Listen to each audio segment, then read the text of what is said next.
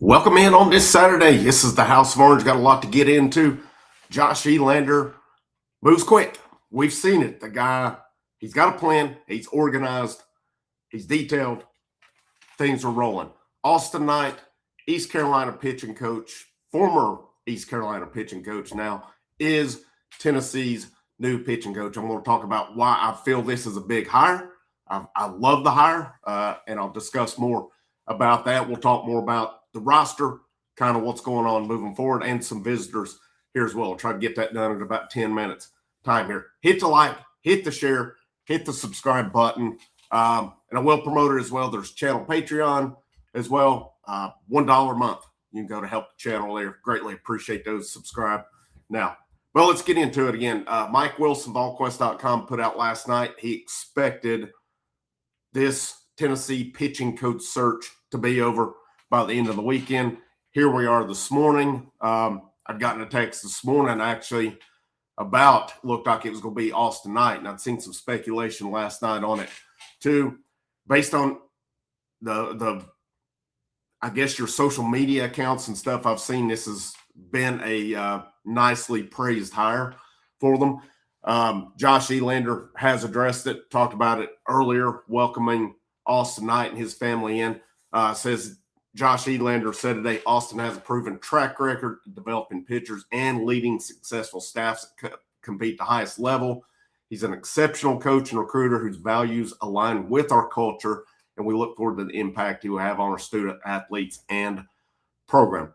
Austin Knight, again, comes from East Carolina. He's been there for 5 years. Obviously, we saw East Carolina last weekend, and you saw, they've produced, here's kind of the run that they've had since he's been there. East Carolina's led the American Conference in ERA 3 of his 5 seasons, including this year, since they led it 4.23 this year. 589 strikeouts, held opponents to a 242 batting average. 5 pitchers, All-Americans during that time, 9 picked in MLB draft. Probably the one I think of the most right now is Trey Yesavage, pitches for Toronto. That looked a couple of years ago, actually, that Tennessee might potentially run into them when Tennessee won the national championship, because they were opposed that East Carolina regional, and it set up who was it? Evansville that come out of it. It was a surprise. Of course, that game, it went to the if game in it.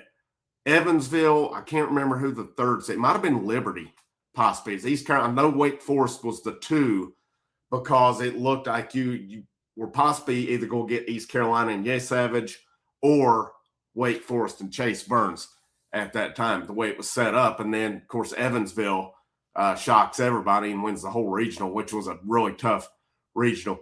But says Austin Knight, he played at Ole Miss 2012 to 15, was a catcher there. He's coached he was a grad manager, Arkansas Little Rock, volunteer assistant catchers at Louisiana Tech, volunteer assistant at East Carolina, and then moved up to pitching coach. Pretty interesting.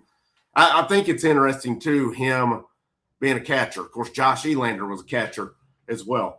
Who's going to understand pitchers better than a catcher? Obviously a pitcher, but I like it as a former catcher myself. You really got to be a student of the game as a catcher. And you've got to know you're basically the quarterback of the team in a respect. You've got to know every angle, all of it around. But I like the hire. I think it's a home run hire. Again, it's produced. Now I've seen as well where I want to say, because you look at East Carolina and kind of what they throw. Little bit of cutters in there. I want to go back because I saw some stuff on it as well.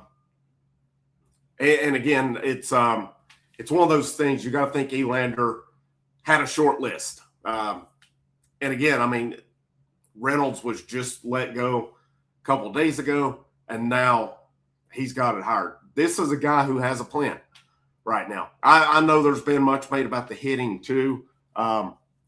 Here's the thing of it with the hitting, and I get it. I get the complaints with the we all seen what happened to regional. If you're able to put the ball in play, you're winning at least a game. Who knows where you go from there if you would have gotten through game one. Geralman did come pretty highly respected. Of course, him and Elander go way back, so they're not going to make a change there. But I am interested, and I talked about it yesterday. It's pretty obvious there's a change in philosophy in how they're approaching hitters. And Elander's going to do it his way. And he said it after the last game, we're going to make adjustments. Well, he moved fast. Once they got their exit interviews, then he relieved Josh Reynolds of his job. Now he's got Austin Knight coming in as well. I don't think there'll be any more. I don't think there'll be any more staff moves unless it's maybe support staff. Geralman's not going anywhere. Bell, Kivett. I don't see any of those guys going anywhere. I think it's pretty solid staff too. And it'll be interesting in how they pursue the portal. We're starting to see a little bit of that now. You get Austin Knight coming in, again, a guy who has a pretty good track record in a small amount of time. And, another guy that he coached as well wasn't drafted from East Carolina, but was Zach Root, who went to Arkansas, was a first-round pick. He was at East Carolina before going to Arkansas. Of course, we faced him last year, saw how good he is. We saw that East Carolina staff, 18 strikeouts against Tennessee 2 Fridays ago. Pretty good staff, man, and they get fired up, too. I like it. It's a guy that brings some fire with him as well. You saw those East Carolina pitchers, how fired up they were. I think you need a little bit of that. People obviously made the comment about it being a little more laid-back squad this year. You've seen some fire at times. Don't get me wrong on that. But I'm excited to see what he does. He's a young dude. I think, if I'm not mistaken, 33. He's energetic. He's got a track record already of developing guys, putting them in the pros. Some of the combination, I'll credit Mike Wilson, VolQuest, on this, talking about it, the splitter cutter stuff that East Carolina throws. It's pretty hard stuff to hit when it's on. We saw how filthy it was against Tennessee, especially when they started bringing those harder throwing guys in. I don't know, man. I like it. I like the hire. I think it's a big time hire. When I looked out there, a couple of guys I think of was Austin Knight and Williams from Coastal Carolina. That's the first couple that really kind of came to mind for me. And, of course, Elander saw East Carolina up close and personal, move quick on it. You got to give him credit on that. The guy has a plan. Everything I've read about says, when you look at attention to detail and organization, Josh Elander is a lot more organized than Tony Vitello was. And that's not a knock. That's just Tony Vitello's style. It worked, obviously. Elander seems to be more detailed, more – I don't know. It's just he's got a plan. He's got a plan here. Again, I said as well, not an ideal situation. Was the season, did it meet my expectations? It did not on it. But the first thing I like is he's not just sticking with what was happening last year. Going out making changes, going out changing the philosophy on offense as well. And I said, well, man, roster, what's Austin Knight inheriting to work with? It's not a bad group that you've got confirmed coming back already. Cam Appenzeller, Landon Mack, Nick Abraham, Chandler Day, Will Haas, Jackson Estes.